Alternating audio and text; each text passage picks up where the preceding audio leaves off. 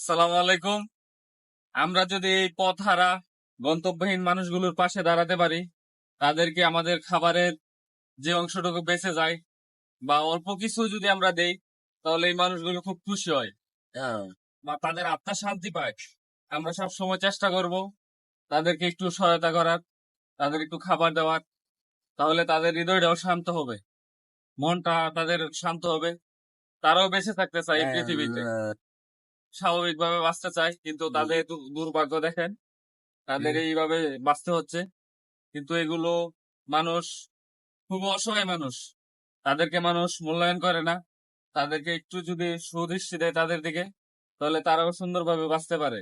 একটু খাবারের জন্য তারা রাস্তা রাস্তায় ঘুরে, দোকানপাটে যায়, কিন্তু কেউ দেয় না। আবার কিছু কিছু মানুষ আছে, তাদেরকে দেয়।